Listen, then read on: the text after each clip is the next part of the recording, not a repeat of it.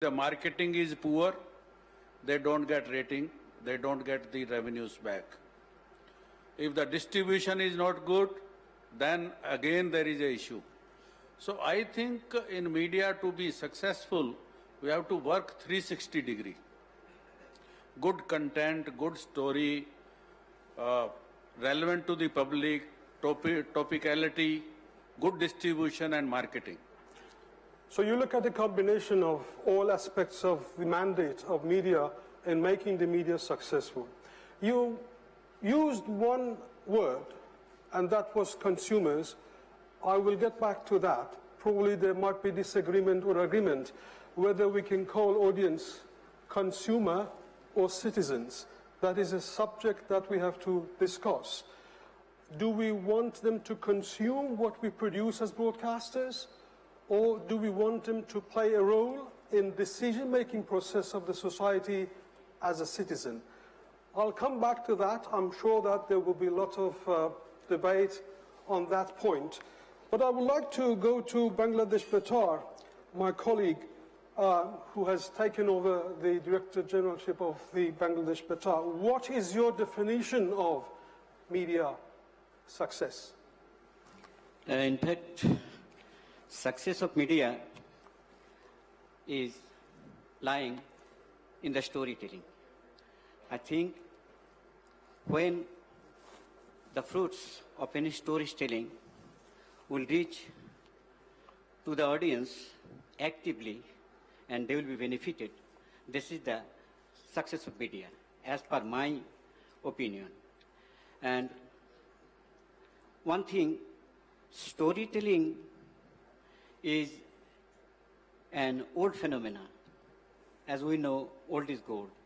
But what we have watched yesterday in the Ramayana, now the storytelling, in what innovative way we tell the story, the success of media depends on this. Thanks. Thank you very much. What about the neighboring country, Sri Lanka? Not very much neighbor, but we all live in a global village, not far from each other. Yes, thank you very much. And of course, Sri Lanka is a good example for this context because it's such a small place with very big diversity. We have various ethnic groups, Buddhists, Hindus, Muslims, Catholic, Christians, and Malays, and cultures, topography, and nature and other things. And I think when you go through the history of Sri Lanka, the past recent history, the ethnic harmony is one of the major issue, and this is one of the biggest responsibility which the media handles at the moment. And because, of course, like in every country, we have extremist groups, and so this is the biggest challenge. And the media has a very big role to play between these conflicts and the ethnic harmony. I think you mentioned a very, very important point, and you brought the responsibility of media in addressing social problems, political problems, ethnic groups, and all that. And you call it success if the media is successful in reducing the gap, clearing a better understanding, and finally addressing the roots of violence and whatsoever in order to create a better society to live. Coming back to Muhammad in Maldives, you come from the regulatory perspective, and you're responsible in that field. What do you feel and what do you think success of media means? Thank you very much, Dr. Jawad, for giving me this opportunity. In my opinion, the success of media should be first financially feasible. I mean, its marketing and revenue should be very good. And the content should be very rich, and it should be very informative, and good stories should be covered. And of course, these everything will be happen depends on the good management of the team. Okay. So you mainly refer to financial aspects of performance of a CEO to make to make financially sustainable, or to get in return the required budget in order to run the organization. As I said, I would like to involve you all in these discussions. I have two distinguished delegates here who are leading the biggest public broadcasters in India. Supriya, my colleague, she is the Director General of Doordarshan. She's also the ABU acting president. So I have to be very careful because in a way I have to report to her. And also my brother Fayyaz Shahryar, who is leading All India Radio. Supriya, back to you. What is your definition? How do you define success in media? Let me have the microphone, please.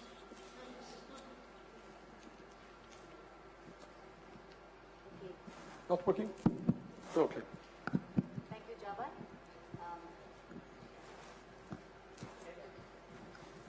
Is it working? Can you hear me?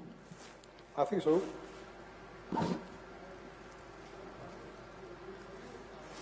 Now?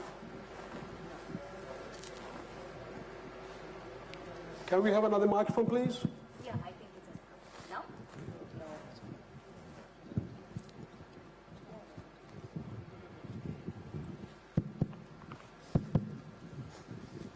You run that. Thank you, Jawad.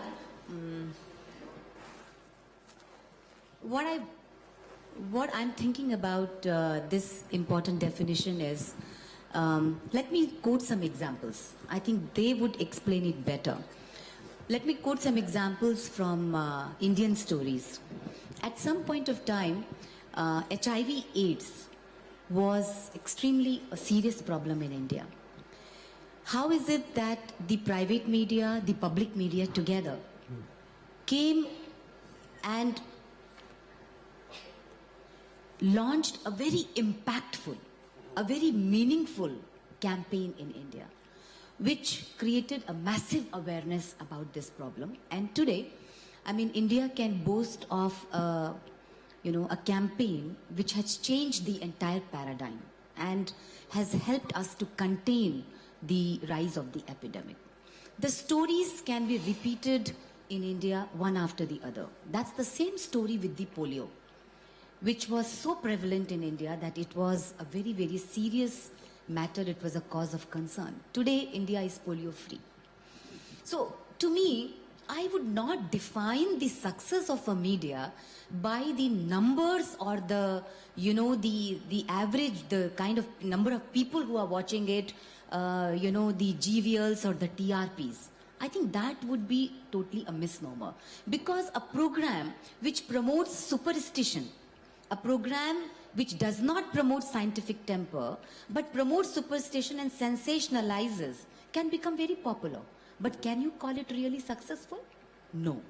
I think the program has to be, the success has to be measured by the fact that the consumer, a person who is at the end of the spectrum, is able to use the information that the media is providing and is able to meaningfully build his or her life and contribute significantly. I would define the success of the media by the way it is impacting the last mile viewer. So you're looking at impact on society, you're looking at awareness building, you're looking at the way that the society could be protected when it comes to difficult situations, HIV/AIDS, one of them, and you're not looking at other measures like financial aspects of that, but you're looking at the content, as we say, is the king.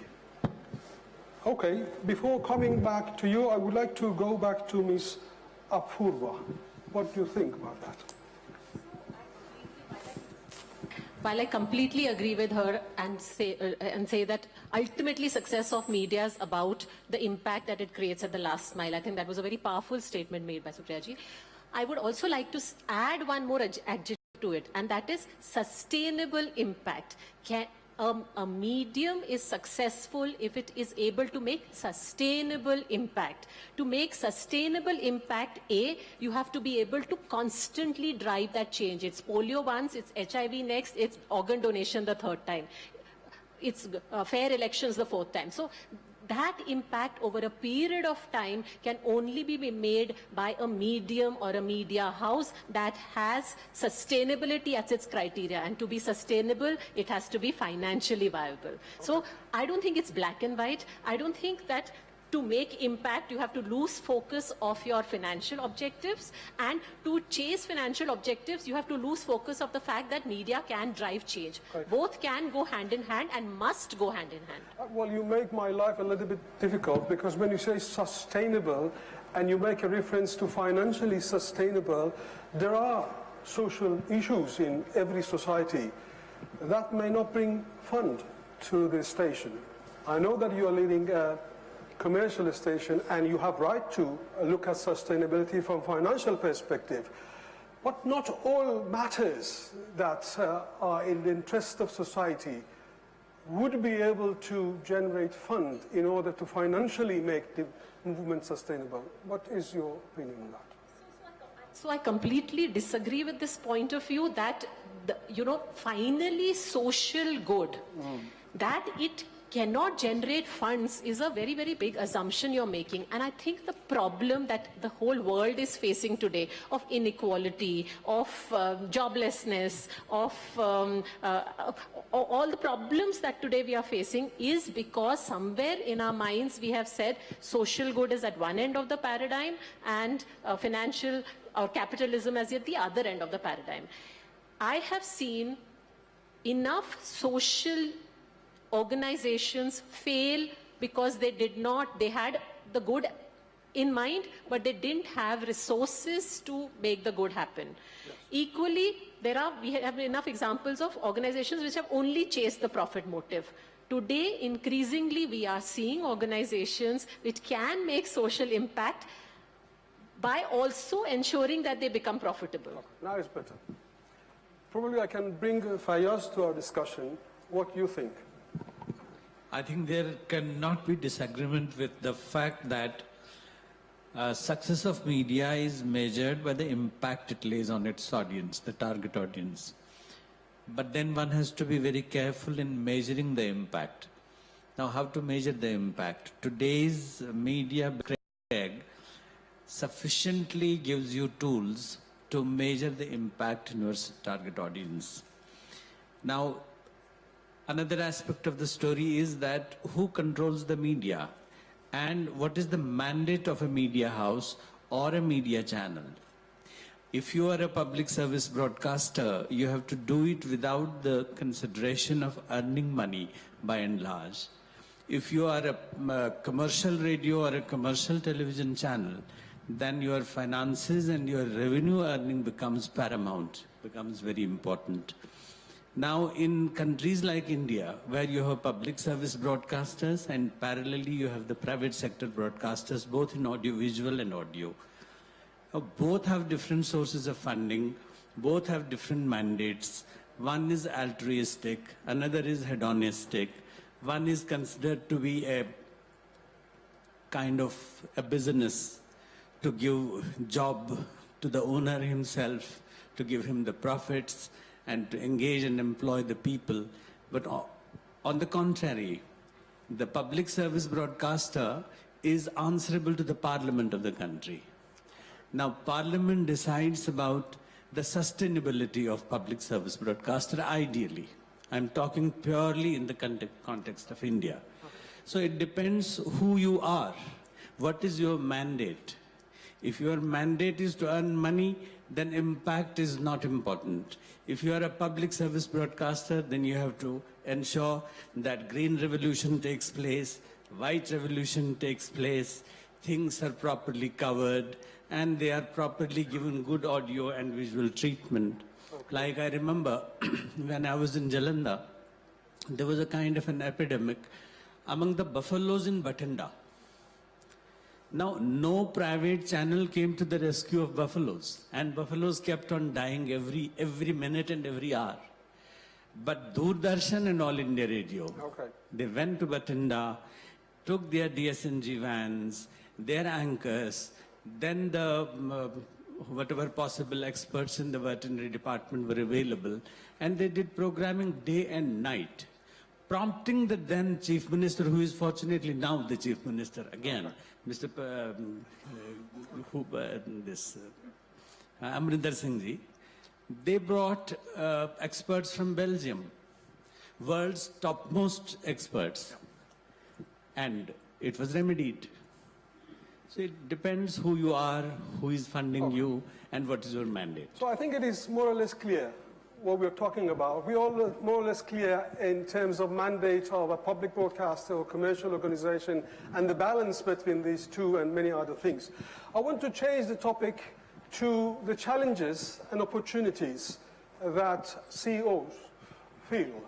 I start with Jawahir, and if I may ask you to mention one only, you can list 20 challenges, but I want you to say one single challenge that you think is the most important challenge as a CEO, and how you can change this challenge to opportunity in 1 minute.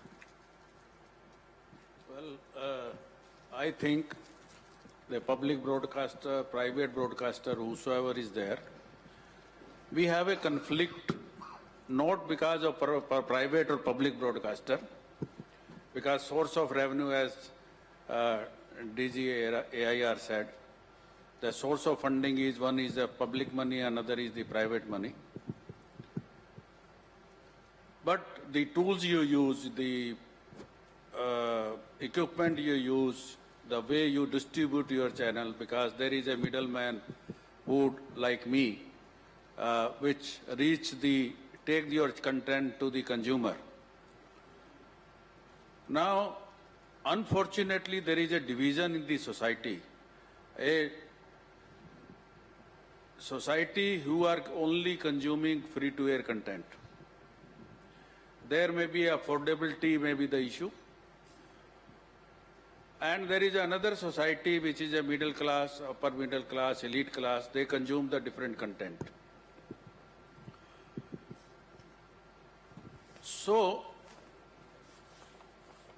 that's how the role of the rating agency comes, whether they are there in the villages. Are they counting those numbers? And so the advertisement pie comes in. So there are basically a lot of challenges between the public broadcaster and private broadcaster. But one thing is common, your middle line. That is common for all the media house. When there is not enough revenue to pick up from the consumer or advertiser, then you have to work on middle line. Okay. I give you one example.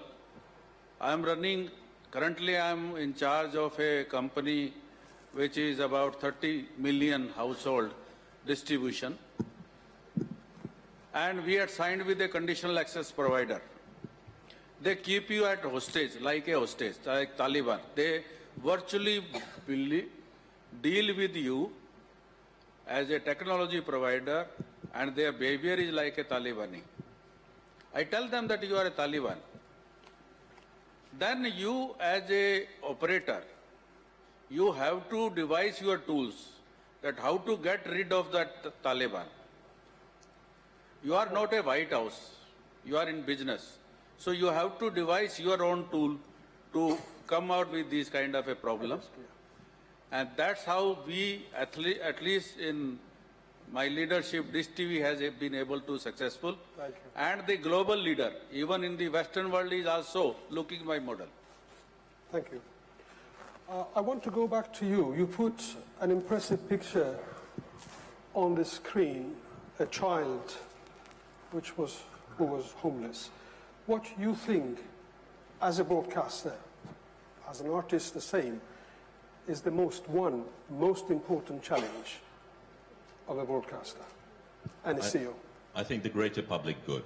That must be, in essence, what media is about. If you look at the media as being the fourth estate, then the reason for its existence, the raison d'etre, is to address things that are not being addressed by the others. And so therefore you have a moral obligation. But to that extent, since I have, and Bangladeshis, when they have microphones, tend to take advantage of it. But I will bill you if you I would like to ask a specific question which does deal with the complexities. I mean, you mentioned the financial benefit, but also the social good. What do you do when you are faced with a quandary? Say, in my country, and I'm sure it's the same in other countries, you have things like Fair and Lovely, a product which is clearly racist and sexist, but it's an advertiser that generates money for you. What do you then do? Do you give away this money, or do you actually play a role in trying to challenge this very damaging statement that this advertiser brings across? Thank you.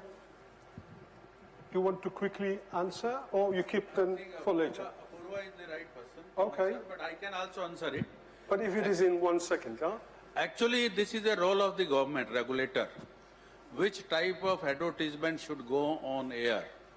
And media cannot sit on the judgment. There can be internal policy of public broadcaster, and we keep on debating whether the condom ad should be there on the television or not. But we are not, media is not responsible. The regulator has to come in picture. Okay. Well, thank you. David Hua, where are you sitting? ABC Australia, David Hua is not in the house. Maybe Steve can cover that part. One of the points that one of the panelists mentioned was about ethnic groups and diversity and the responsibility of responsibility of media in addressing that. Australia is a country, if I'm not mistaken, 75% of the population are born out of Australia, and you have ethnic groups. How do you respond, or what media can do in that society? The traditional way Australia has responded has been through mainstream broadcasting, and some decades ago our government set up a second public government channel called the Special Broadcasting Service to broadcast in all languages that are spoken in Australia. So that was the kind of traditional public response to it, and it's been very successful. In recent years, though, the other factor has come in that migrants to our country and second-generation migrants can now get their information directly from the broadcasters at home, which has brought in another factor, because while you might stream Dodushan or listen to Prasar Bharati from India, you won't know what's going on in Australia. You'll only know what's going on back in your home. So it's an interesting mix of responses that are happening, the traditional response and also the new media response through social media and new platforms. Well, thank you. This also takes me back to what our colleagues from SLRC said in the role of media in reducing conflict, ethnic groups and all that, and probably brings me to the topic of extremism and terrorism. And I would like to hear the voice of CEOs. How do you think media could address extremism or terrorism in any given society which such a problem may exist? Any member of the panel wants to take the question? Most welcome, or any member of the audience. Okay, you want to take it. 1 minute. I have to bill you more because you had floor last session. But no, I have one question and a comment. But first you have to comment quickly. Okay. Yes, in Bangladesh, basically, very recent, we starting a pilot project regarding countering violent extremism through community radio. And we successfully completed the project, and we found very good result in line with youth mobilization. Because you know, countering violent extremism create a roadblock. There are 3 areas: human rights, sustainable development, and daily life also. So that community people basically very much cooperated that program, and the civil society of the community, law enforcement department, supply side, demand side, they are pleased to attend our program, and we found very useful. Okay. Jawahar. I'll supplement Mr. Rahman that my government, Bangladesh government, has taken zero tolerance to address the extremism. What Mr. Bazuruman told, and our common mass is always beside the government to address this. Thank you. Well, thank you very much. It is clear. Maybe Jawahar wants to take up the floor. My submission is that in case of a conflict in a society or a conflict with the government and media, the journalists are not there should be a bridge between the information officer and the journalist. They should be continuously talking to each other, enhancing their knowledge, the government and the local society and the media journalists who create the story.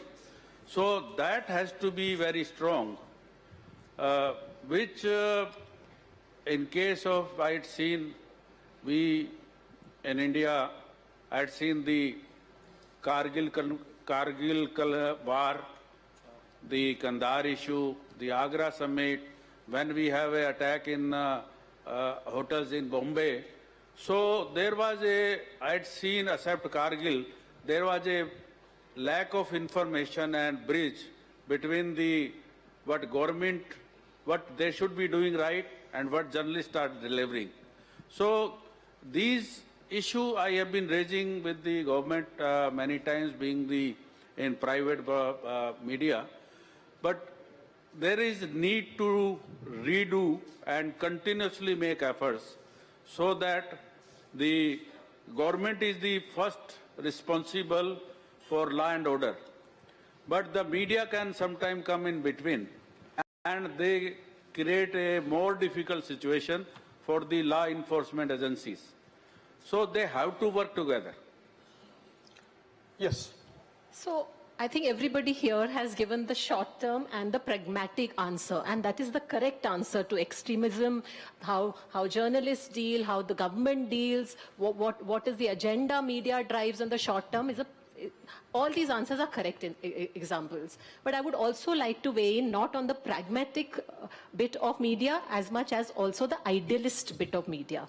And if you look at it from the soft power that media has. I think one of the things the Netflix founder said very well is that the stories that are told, for example, on Netflix, and Love by Square Feet is an Indian story, but it has as much resonance internationally in a New York, in a London, in Brazil, for example. And when people over a period of time start seeing that across the world, people are just the same, I think over the long term, extremism will go down, because the start of extremism is you are not like me and I'm not like you. And I think media can play an immense role, an immense soft role in a sense, globalizing humanity. Okay.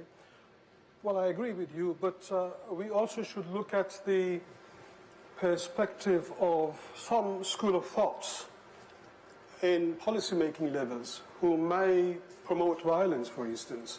Some school of thoughts believe that, for instance, in order to protect the students, they should arm teachers, give more guns to teachers in order to protect the students, instead of having discussions among the society in order to create awareness in the public. The solution of that school of thought is to arm teachers to defend themselves. Or the same school of thought sometimes say that I fully support the rights of the people to have arms. I mean, this is the kind of things that we see, and it results into creating additional conflict. So what is your answer? Maybe John can respond on that if you are prepared. If not, then I'll come back to you later. But both public broadcasters and commercial broadcasters should have a role to play, because just giving additional gun to teachers to defend themselves, just defending selling more weapons to society, and saying that this is the right of you to have gun. My grandmother also understood the reason. Yes, Java, that's, you're referring to something within the United States of America. But I did not say that, you said that. no, but you know, when it comes to how we cover, when it comes to how we cover the statements by this gentleman in question, I think that's, you know, what do you do with all kinds of extremism? It's not just jihadis, it's also pronouncements coming out of the United States. Like, we were totally shocked in France recently to see Donald Trump stand up in front of the National Rifle Association and say that the French people should be armed and that our laws are too strict on gun ownership, and that if the people in the Bataclan at a concert would have had arms, then the 130 people victims would not have happened. And then he went, boom, come here, boom, come here, boom, come here.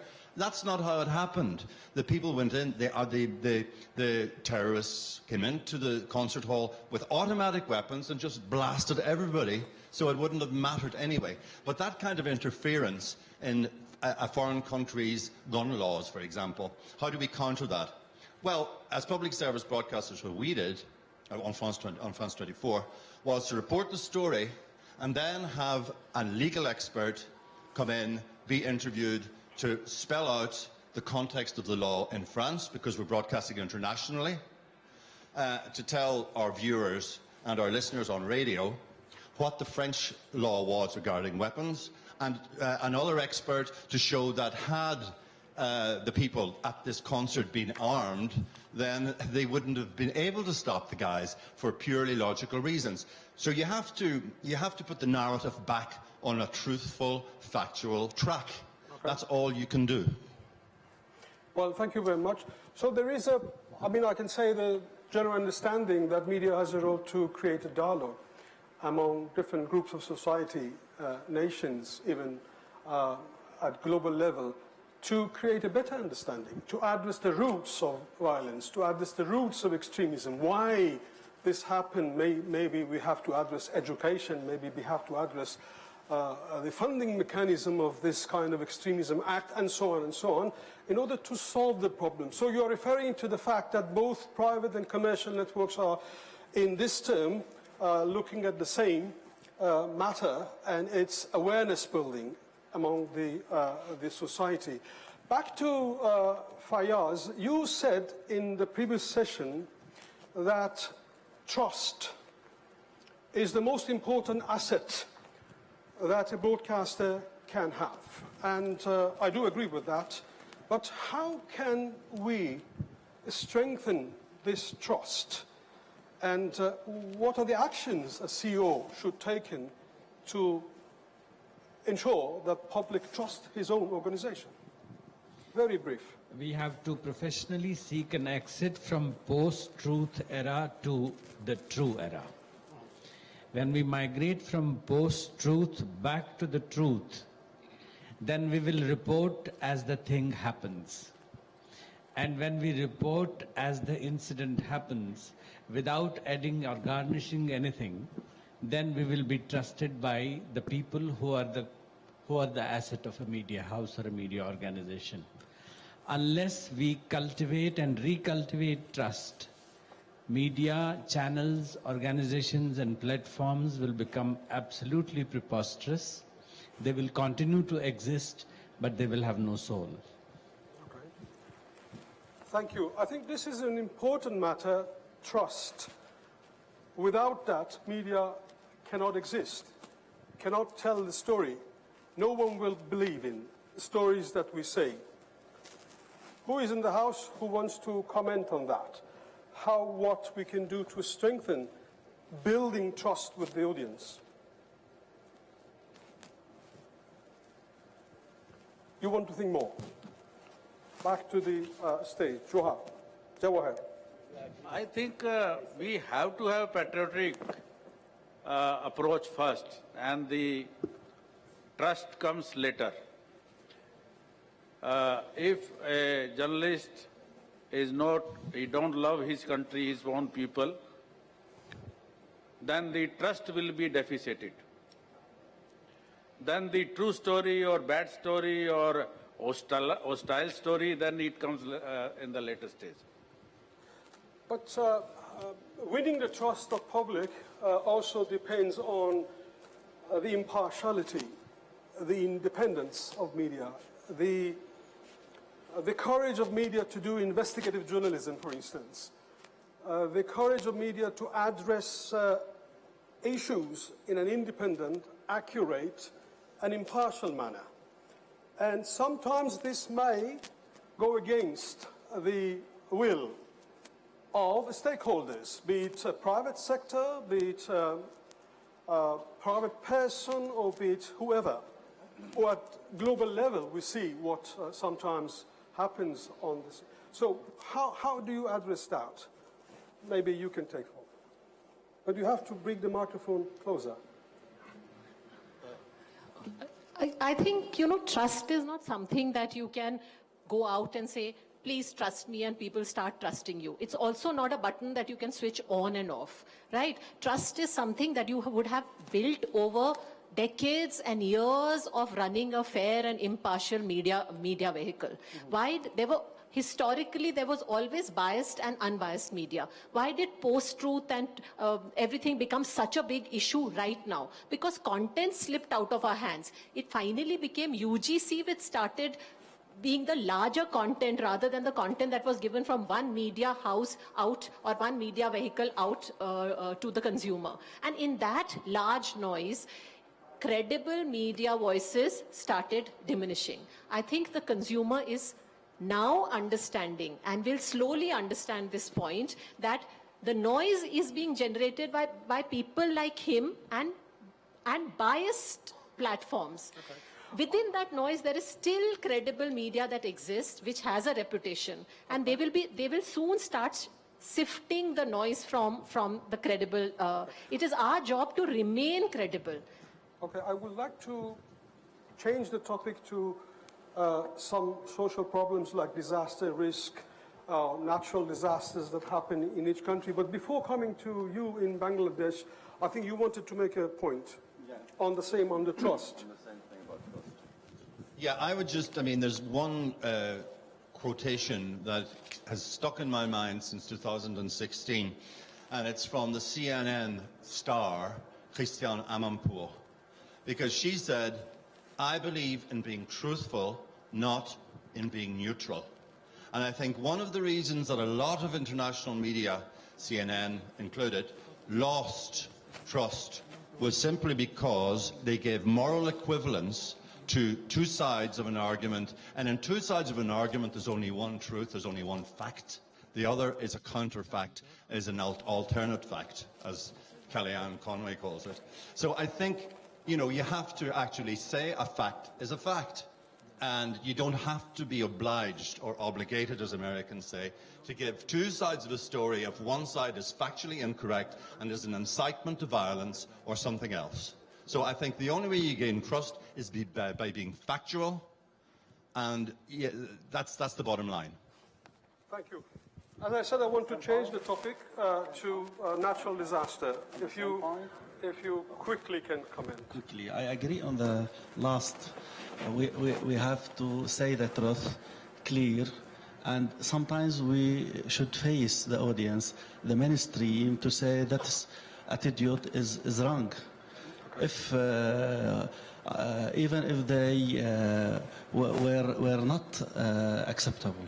Okay. So to be clear, in the long term, the media will win. Thank you very much. Natural disasters we are facing in Asia, many countries unfortunately in Asia are faced with tsunami, earthquake, flood and all that. Bangladesh is one of them. Bangladesh is one of the countries which is affected by natural disasters, and you are responsible for radio. How you can reduce the risk in such a moment and save lives? Thank you for the question. The question is most relevant in case of Bangladesh. As you know, Bangladesh is a disaster-prone country.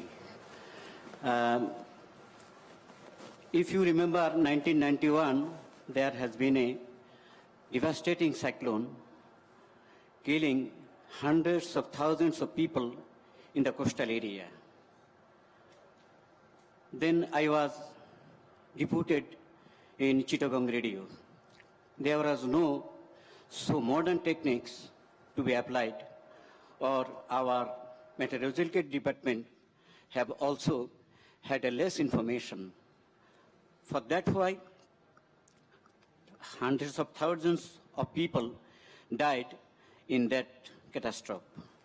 But after they are getting sensitive, soon after that 1991, another catastrophe was held, and the casualty, number of casualty lessened. In 2007, the number of casualty lessened more. Nowadays, if any devastating, any cyclone is hit, our government and our media is so active to broadcast the news throughout the night and throughout the day to aware the situation to the people of the coastal region and especially to the fishermen, and they can take shelter in that cyclone shelter center built by the government. For that why now the casualty number is 0. Okay. So I will say Bangladesh Betar and other media like community radio are playing a vital role in addressing this situation, and we are airing the program not only that in the national language but in the language to the who understandable to the local people, that means regional people. We air always the weather bulletin, so they could take shelter, and the number of casualties now is 0.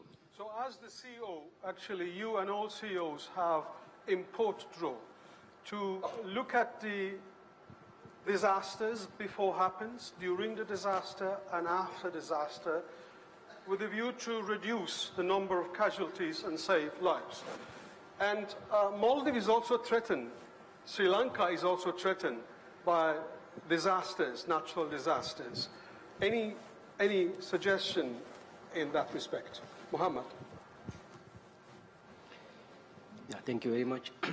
Maldives also, as you mentioned, faced in the 2005 Asian tsunami, and almost half of the islands were washed away.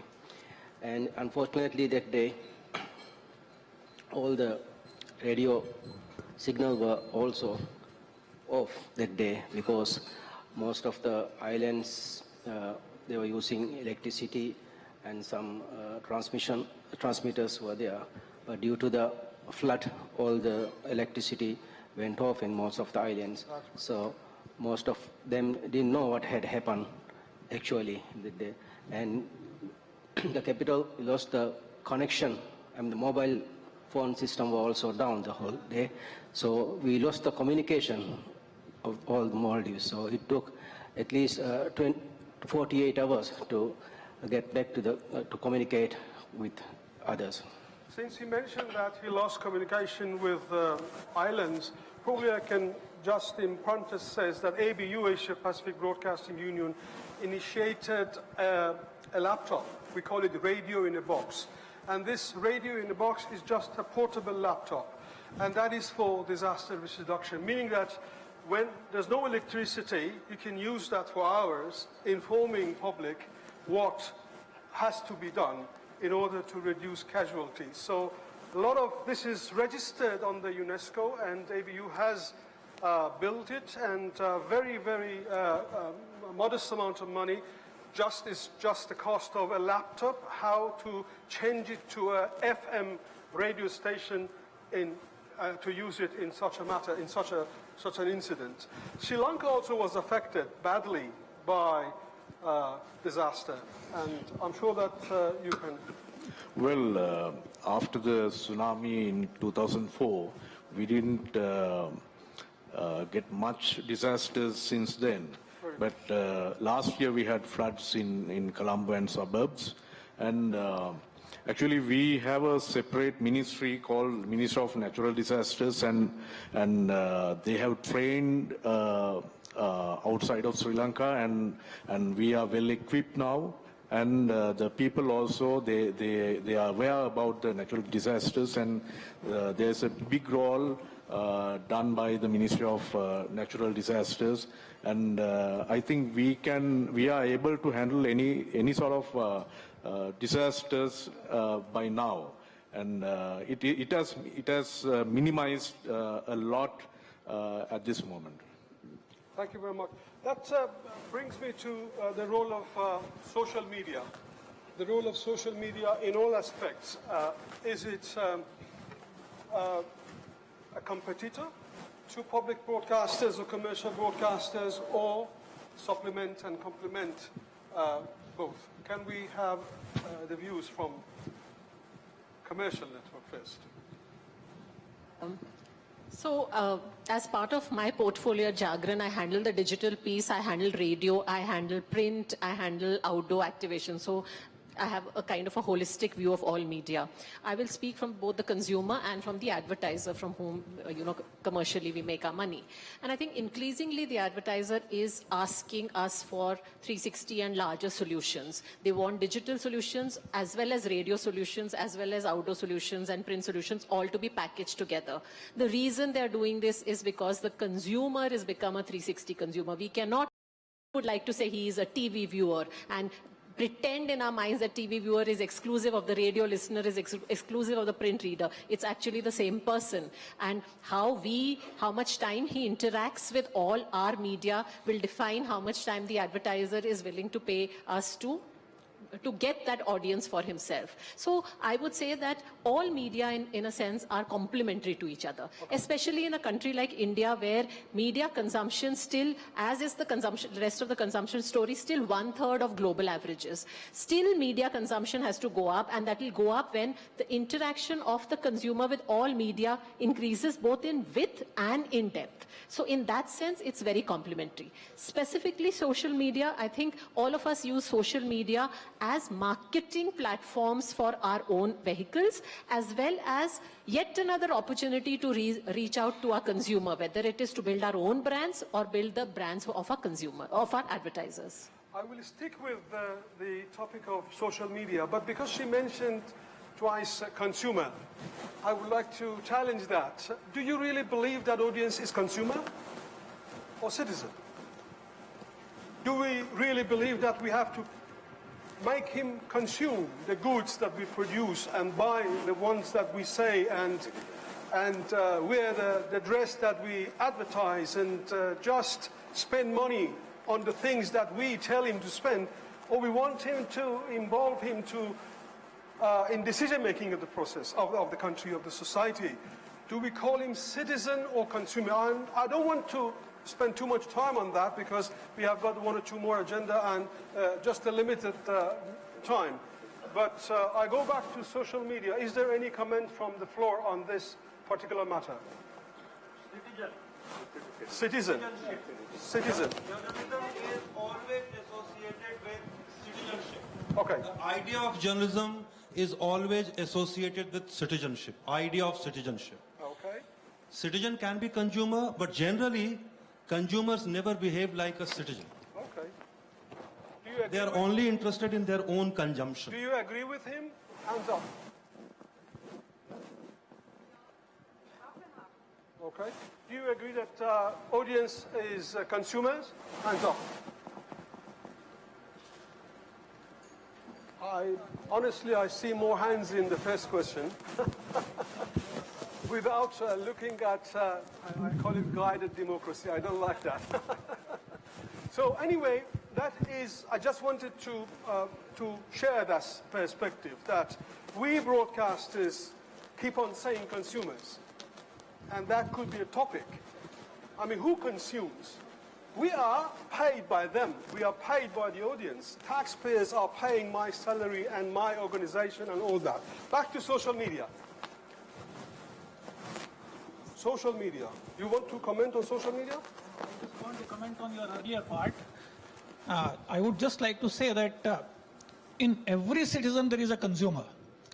So unless you consume, you cannot be a citizen. So first of all, you have to consume. Now, whether you consume commercially or you consume socially, it depends upon the facts and circumstances. And I tend to agree with Ms. Apurva when she says that a person, suppose when I am in the home, I am consuming television. I am taking television as a source for the information that is serving to me. The moment I step out my home, I sit in my car, then I switch on the radio. And then when I come here, in between I check my mobile for social media. So in that sense, I agree with her that it has to be a 360-degree offering in order to enable a person to consume and become an informed citizen. Well, this is a good topic for discussions in future. And the good thing about discussions and such discussions is that sometimes we can say we agree on disagreement. And we take the discussions forward. But the most important thing is that we have to talk together and understand each other. Back to social media. You wanted to say something about social media. I want to change the topic to social media because we talked about consumers. You want to say something about... Okay. Steve. So, I have to use this. Okay, thank you very much. Battery is gone.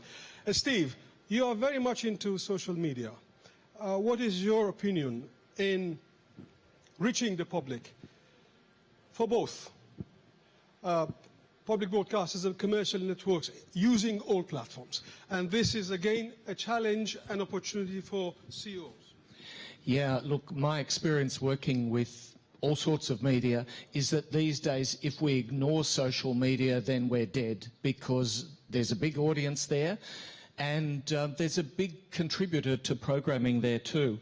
In fact, it gets back to that question you asked of consumer or audience. I think these days we're making programs with our audience via social media. So maybe that's another word that's a different word from consumer or audience.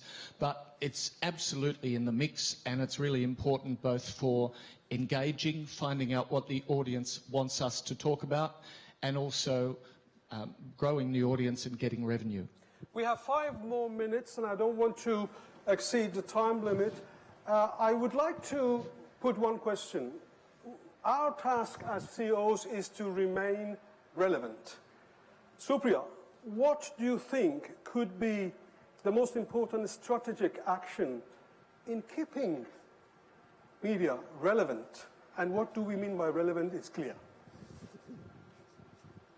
Jawad, it's very interesting to hear all these discussions. What I wanted to say was that as a public service broadcaster, or as an administrator, and having spent long years in broadcasting, I have seen that when it comes to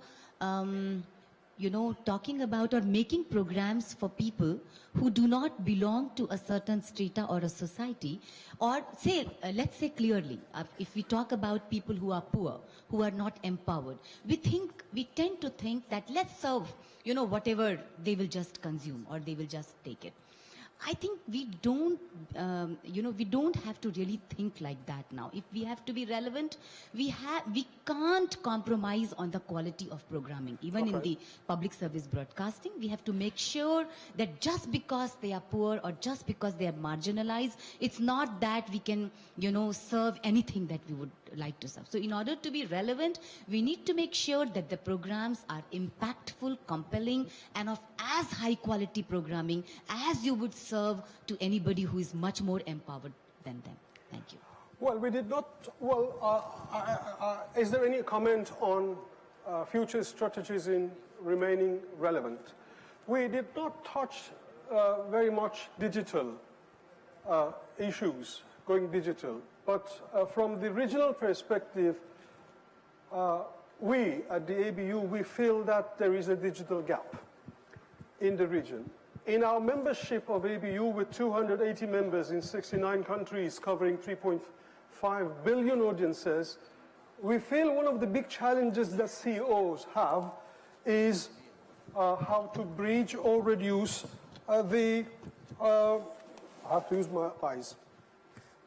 how we can, thank you very much. They give us a little bit more time. Thank you. A big hand to the organizer. They give us a bit more. Give me a cue. So I'll get back to the question.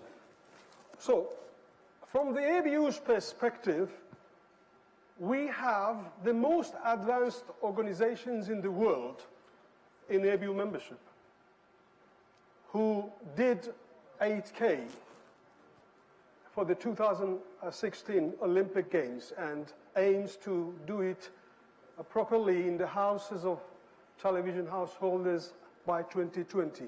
But in our membership also we have members, small members, who are still working with Betacam, with Umatic. And that is a huge gap that we feel exists in the region. Good thing about ABU is that we work together as a family, and big members of the family helps small members. But still the question remains the same. And the question is how we can reduce digital divide and ensure that all members of the society and members of the union, etc., will benefit from the advantages and privileges new technology offer. So these two topics, I keep it open for the next few minutes. I don't want to jump from being relevant and the strategies that keeps us relevant in future. So I will open the floor for discussions on these two topics, how we can, what kind of a strategic action we can take to remain relevant, and what we can do in our societies, sometimes in populated countries, in India, in China, in many places, in Indonesia, in Thailand, in the Philippines, still digital divide is there. And we have to reduce this gap. What do you think has to be done? So first, about digital. I put difficult questions to you. Yes. So, you know, I don't think we as CEOs will have to do too much to reduce the digital divide. It's not going to be a push strategy, it's going to be a pull strategy. I mean, you see what's happening in India, 350 million of mobile phones in the country. That's 1/4 of the country already access to and that number is just growing humongously. The next 300 million audience is going to come from language consumption of the internet. So I think the very fact that the audience, the consumer, the citizen is seeing a need of accessing information via digital, that pull is automatically going to happen. So we don't have to do anything about it. However, yes, we do have to stay relevant. And I think in that battle of relevance, I think the biggest challenge all us media CEOs are facing today is in our minds, we are not able to reconcile what we are. So there were many of us who owned our distribution platforms and became big. Then there were many of us who created great content and became big. Today, content is increasingly slipping in the hand of the citizen himself, herself, who's generating content. Distribution is no longer just in our control. The pipeline is expanding every day. So we have to ask ourselves, what is it that we truly own? Are we great content creators or are we owners of pipelines? The moment we do that, we'll realize that digital for us is not a challenge, but actually something which we can use complementarily to all our other distribution pipelines and create impact, which is the original job of media as we first discussed. I do agree with you that digital technology bringing us so much privileges, and therefore we use it as an opportunity to reach the public, to increase the quality, improve the quality of products, to reach the unreached areas, and to make it less expensive in terms of production. Although many jobs may disappear, many jobs may be created, a new, I would say, way of management has to be and will be in place in media industry, and a lot of privilege that it brings. But also competition with social media, which this competition also is a privilege, is an opportunity, because that puts us in a position to enhance and improve the quality of what we produce and offer to the audience. So in that sense, Any comment from the floor? Yes. Hi, Jordan. I'm Gordon. I just have a speech this morning, and my comment is that digital IP is the chance. Okay, you cannot resist on that. Even for the satellite, you know, the KA now can offering the digital IP service. That means any user can just bidirectional communication for that. So we are thinking the way that from the content it can be digital productive. Okay. And for the distribution, you should think about the way for the digital IP-based for the transmission solution and to reach with the different device by the end users, whatever by the mobile phone, laptop, computer, or smart TV, or we present in Barcelona for the smart projects, okay? So that means that a digital device can survive by the end users, and you can survive by that solution, go through the digital IP-based solution to reach with the different end users. That's important. For the social media, yes, they are very, very strong, but social media, mostly they are talking about the daily, some chatting with you, are you hungry? We are having dating tomorrow, whatever something. So for the medias, we are here, the professional guys. You give the professional contents to reach with the individuals. So it might be a little difference. Well, definitely it's an opportunity. Definitely this is something that all broadcasters should take the advantage, launching their programs related to social media to the targeted audience. Definitely this is something that even public broadcasters do not use this, should use, and should be on all platforms. That is the advantage that new technology offers. At the same time, this may, in terms of news, and fake news brings us to a challenge. So is fake news a challenge for CEOs? Or, and if yes and no, how do you address that? You want to respond, Jawahar, on that? Well, I know a little bit of newsrooms, so how the newsroom functions. But fake news should not have a room, any place in the society, because the fake news only create a sensation and nothing else. But I will come back to a little bit of that previous question of digital media. We are in our region. We follow certain religious belief. And that's how our content code is created.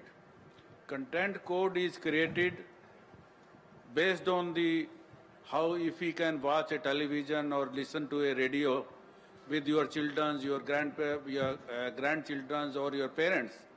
But the social media is the one tool you can use it in a privacy. So, and using this content, mostly I think there was a study. The bold content is consumed through the internet medium. So we have in the society, when the broadcaster or the content creator, they have to match the content code, which is regulated by the government. And through IP, when the content comes, then there is hardly any regulation. Right. So these both things has to match sometime, yes. Later or sooner. That's right. I agree with you. We touched many matters, but human resources is at the center of our radio, television, commercial, public broadcasters. And innovative human resources is what we need. I would like to hear from the floor and the panelists, what is your views? Because all depends on quality, innovative programs and content that we deliver, and all depends on the human resource we have within the organization and the kind of investments that we put on that human resources, on training, on enhancing and improving the ability of human resources to be innovative. I always say that we broadcasters, we have to recruit the most innovative people for the organization. We don't want cameraman, we want the best cameraman. We don't want to recruit producer, we want to recruit the best producer, the innovative producer. And so I wanted to put in the discussions that human resource development remains a very important challenge for CEOs and for the future sustainability of the media. We have 2-3 more minutes, and that is still keeps us in on social media. Steve, you are one of the colleagues who are very much active in social media, and I want to hear your voice as well. Yeah, well, picking up what I said before and listening to the comments, the one thing I would add on social media is that I think some moderation is needed, and we have newsrooms, we have journalists who are used to checking and fact-checking and moderating. When social media first came up, we didn't think about that, but now it's clear that we need it. In fact, just as we were talking, I was logging into a new platform. I got a message about it called Calio, and they claim to be a platform that moderates social media and shows you the for and against arguments. And I was just exploring it because of the topic. So I think we need that. I think CEOs probably have to consider who in their newsrooms are the existing people who can tackle social media moderation, and then who are the new human resources, as you said, who can come in and take it further. Thank you very much. Before I close the session, I would like to give a final 30-second opportunity to each panelist to say the most important part of the discussions or what they want to say in terms of CEO's role in 30 seconds. We start from Mohammed. Thank you very much. I must say that for the success of the media, we have to, first of all, to see if the organization is financially feasible in marketing, and the content should be very much rich to the listeners or the viewers. Thank you very much.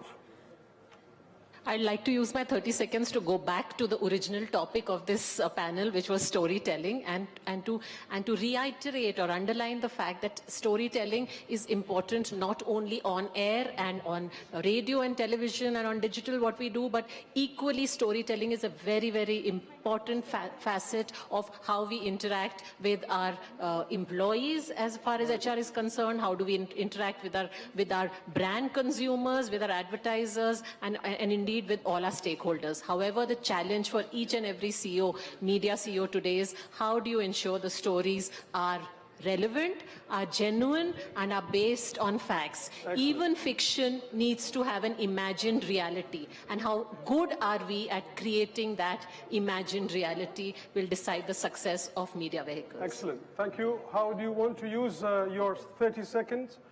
Jawahar, your 30 seconds. You have 20 seconds now. Sorry, I missed out. The most important factor that you want to say in 20 seconds, now 19 seconds. I think I will again reiterate that the middle line is more important for to be successful, and the divide between the different set of viewer. Excellent. We have to bridge that. Thank you very much. Thank you. Your 30 seconds. Let me add something I missed. The media responsibility on ethnic harmony. There's a very good example. A few weeks ago, there was ethnic unrest in Sri Lanka, in Kandy area. So we all got together, all the media institutions, and make a deal not to show any violent things, you know, like burning houses, burning shops, and religious places. And the government was able to control within 2 days the whole situation. Great. Your 30 seconds. Innovative storytelling techniques should be developed for betterment of the common people, and it should be reached to the grassroots level. Thank you. Thank you. Please join me in giving a big thanks to Harry. And thank you very much.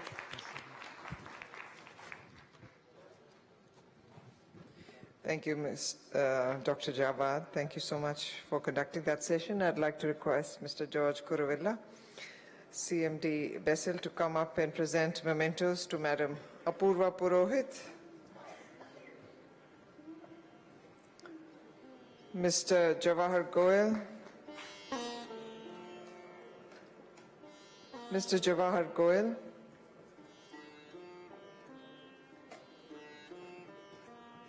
Mr. Narayan Chandrashil,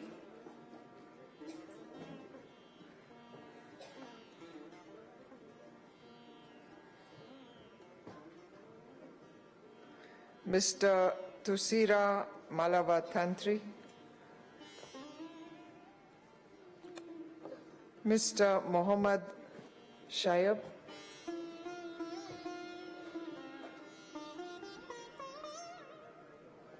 and of course our coordinator, Dr. Javad Motagi. Thank you so much, sir. Ladies and gentlemen, I'd like to request that all of you remain in your places. We have the closing ceremony coming up. The minister should be here shortly. The dais will be cleared and we'll get on with the closing ceremony. So please remain where you are and we'll start shortly.